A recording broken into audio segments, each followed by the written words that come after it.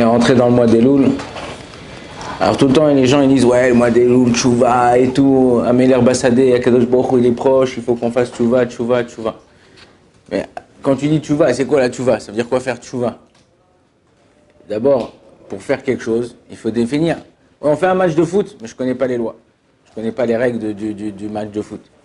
On fait, je sais pas, n'importe quoi. Si tu ne connais pas de quoi on parle, tu peux pas faire la chose. Alors, il y en a qui disent non, c'est se repentir, c'est faire les slichot, c'est se lever tôt le matin, c'est faire la prière, c'est machin. Le plus dur pour un homme au mois d'Elul, la chose la plus dure à faire, ouais, c'est changer ses habitudes.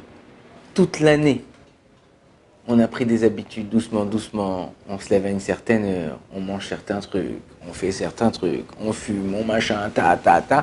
Mais non, en un mois, c'est avant Rosh Hashanah, on te dit vas-y, maintenant il faut que tu fasses, tu vois. Mais c'est hyper dur. C'est hyper dur de changer les trucs, de changer ce qu'on doit faire.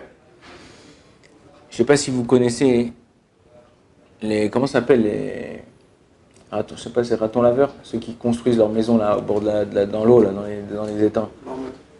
Non. Les castors. Castors, voilà, les castors. Wow. Il y a les castors, ils ont fait une étude dans une université et ils ont vu qu'un castor, comment il fait? Il y a un étang ou enfin un ruisseau ou une rivière et lui il va chercher du bois dans la forêt et il revient et il construit sa petite maisonnette au bord de cette rivière. Ils ont fait une expérience et ils ont vu que le chemin qu'ils prenaient de la rivière jusqu'à la forêt, prenaient le bois et revenaient, c'est exactement le même chemin à 99,9%. C'est-à-dire qu'il ne change pas son chemin. Les mêmes endroits où il est passé, il repasse. Comme s'il avait un GPS dans la tête. Un radar. Hop. Ils ont dit, on va essayer de faire une expérience. On va changer quelque chose dans le chemin. On va lui mettre un piège au milieu du chemin. Ils ont mis un piège. Au retour, il est parti. Tac, au retour, il voit le piège. Il s'arrête. Il hésite à passer ou pas passer. Mais non, c'est le même chemin. Il hésite à passer ou pas passer, mais il a tellement l'habitude, tellement de trucs, il passe et il se fait attraper dans le piège. C'est exactement la même chose avec nous. C'est que nous, on a l'habitude de faire des choses toute l'année. Toute l'année, on fait quelque chose, on a l'habitude de ça. Mais bon, ça va, c'est comme ça, c'est comme ça, c'est comme ça. Non, c'est pas comme ça. Là, tu dois prendre quelque chose, un petit truc sur toi qui va te faire changer ta habitude. C'est pour ça qu'on dit en Elul, il faut essayer de changer ses habitudes. Maintenant, tu dois prendre un truc sur quoi? C'est quoi un truc sur toi? Voilà, je fais une bracha. Avant de faire une bracha, juste marquer un petit temps d'arrêt, réfléchir à ce que je vais faire en bracha. Chez Akol. Ou je prends sur moi de faire Yachar Yatzar dans un sidour. Ou je prends sur moi de faire bracha achona dans un sidour. Ok, je fais à la Meria, Bonefachot, Baruch Ata, je fais dans un sidour. Pourquoi? Parce que le sidour, les lettres, elles t'éclairent, ça t'aide à te concentrer et tu fais la chose. Donc ça, c'est important de se comporter comme ça et de faire comme ça. J'ai un ami qui habite Bétar. Bétar, c'est, on va dire, la province de Jérusalem, une petite province de Jérusalem. Il a pris l'année dernière sur lui à Rosh Hashanah, c'est une halakha dans le Shulchan Aruch, Siman Tzadik Bet, de faire Netilat Yadayim avant chaque tfila. Ok? C'est-à-dire avant Shacharit, on fait de toute façon Netilat Yadayim, tu vas à la synagogue. Mincha, Netilat Yadayim, avec un kéli, machin, et Arvit Netilat Yadayim. Ok? Tu te laves les mains. Pourquoi? On se prépare devant la prière, on fait une prière, hop, on se lave les mains, on fait la prière devant un Kadosh Baruch Hu.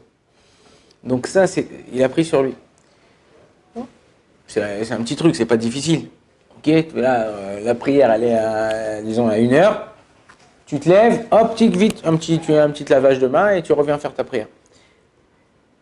À Pessah, il y a un grand parc à Tel Aviv, qui s'appelle Gané Yehoshua, parc à Yarkon.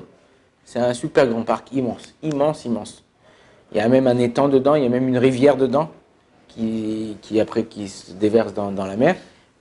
Et il était là-bas, et tout d'un coup, là-bas, il y a des religieux, des machins, tout ça. Ça arrive peut-être 20 minutes, une demi-heure avant la Shkia. On nous dit Mincha. Il dit Mincha, il me dit mais il faut que je me lave les mains. Donc la rivière, elle est comme ça, t'as un léger dénivellement, une petite pente comme ça pour arriver à la rivière.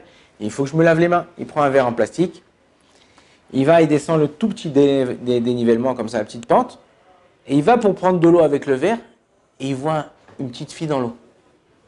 Comme ça. Il saute dans l'eau habillé. Il sort la petite fille. Et lui, il avait appris il avait travaillé à ça, là, le sauvetage. Il a fait une pression au niveau du thorax. Elle a commencé à sortir l'eau. Et peut-être 2 minutes après, elle entend une maman. Rivka, Rivka, Rivka, chercher sa fille. Et il a dit, si j'étais pas descendu, faire Netilat Yadayim, j'aurais pas pu sauver cette fille. Personne ne l'aurait vu, Lo Aleinu, elle serait partie. Dimanche, Lo Aleinu, Lo Alechem, j'avais un avraire qui étudie avec nous à Arnof à Echavedat. Son fils, il est tombé dans une piscine. Ils n'ont pas fait attention. Et Lo Aleinu, il s'est noyé, il est mort. C'était la Levaya hier. C'est-à-dire que Akadosh Baruch Hu, il est là et il fait attention que quand toi, il y a écrit comme ça dans la Gemara, Masechet Choulin et Masechet Yoma, que Maïm Rishonim et Chilou Chazir, Maïm Acharanim, Argo et Anefesh. Ça veut dire quoi? Netilat Yadayim, quand tu manges du pain, ils ont fait manger un homme du cochon. Et Maïm Acharonim qu'on fait à la fin du repas, qui est Maïm Acharonim Chova, c'est une obligation. Les gens ils font à peine le bout des doigts. Non, Maïm Acharonim c'est jusqu'ici, jusqu'à la fin des phalanges. D'après la halakha, à la fin des phalanges, et même les femmes ils doivent le faire. Ok? Ça a tué un homme. C'est quoi cette histoire? C'est quoi, de quoi on parle? Une fois un type il est rentré dans une auberge. C'était un juif qui la tenait, mais il y avait des juifs et des goïms qui. Quand c'était des juifs qui rentraient, ils leur donnaient à manger cachère. Quand c'était des goïs, ils leur donnaient à manger pas cachère. Ce type-là, il est habillé comme un goy. Il est rentré, il n'a pas fait Netilat, il a commencé à manger comme ça, machin, le pain, les salades, les machins. Il dit, bon, c'est un goy celui-là. Il avait un morceau de porc qui lui restait, il lui a donné. À la fin, il voit que le mec, il prend un Birkat Amazon, il commence à faire Birkat Amazon. Il dit, mais t'es un feuche, toi? Il dit, ouais. Il dit, mais t'es un ouf. Il dit, quoi? Il dit, mais attends, mais je t'ai donné du cochon. Il dit, quoi, du cochon? Des fois, tu fais pas attention. Les gens, ils pensent que t'es pas religieux, ils pensent que tu fais pas un truc. Donc, il dit, bon, on va pas lui dire. Déjà, quand toi, tu fais des trucs, t'as pas envie qu'on te fasse la remarque. Donc, quand des gens, ils font des trucs, tu dis, bon, je vais pas lui dire, je vais pas lui faire la remarque. Non. Faire attention. Que si toi, t'es macpide, toi, tu fais attention de faire certaines choses, alors, les gens, il faut attention de t'avertir, de te prévenir. Si toi, tu t'en fous, tu laisses, tu fais ce que tu veux, alors les gens, ils disent, bon, on s'en fout, et lui, il s'en fout. La base de ce que je viens de vous dire maintenant. Le changement, il est difficile. Le but, c'est de prendre un petit truc que tu sais que tu vas tenir et le tenir toute l'année. Et grâce à ça, tu arriveras à changer ton année. Baruch Adonai L'Olam, Amen, Amen.